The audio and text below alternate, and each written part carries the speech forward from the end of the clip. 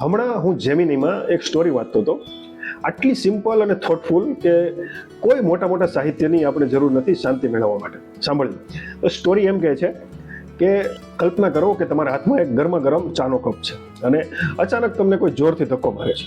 સ્વાભાવિક છે, ચા તમારા કપડા પર ઢોળાય છે. હવે હું તમને એક સવાલ પૂછું કે ચા કેમ ઢોળાય? તમે કહેશો કેવો સવાલ છે, પહેલા ધક્કો માર્યો હતો તો ચા ઢોળાય, નહીતર થોડી ઢોળાય.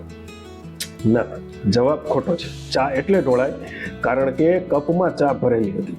જો કોફી હોત તો કોફી ઢોળાત, જો પાણી હોત તો પાણી ઢોળાત. આ વાત આપણી લાઈફ સાથે એટલી બારીકાઈથી જોડાયેલી છે કે એક જ મિનિટમાં મન શાંત થઈ જાય. લાઈફનું પણ આવું જ છે. જ્યારે પણ તમને કોઈ ધક્કો મારે એટલે કે દુઃખ આપે ત્યારે તમારી અંદરથી શું બહાર આવે છે, ગુસ્સો કે પ્રેમ, એ સામેવાળા પર આધારિત નથી. એ તમારી અંદર શું ભરેલું છે તેના ઉપર આધારિત છે. ધક્કો તો વાગશે જ, પણ અંદર શું ભરવું એ તમારા હાથમાં છે. તમારા વિચારો નીચે કોમેન્ટમાં લખો અને ફોલો કરો આવા જ વિડીયો માટે.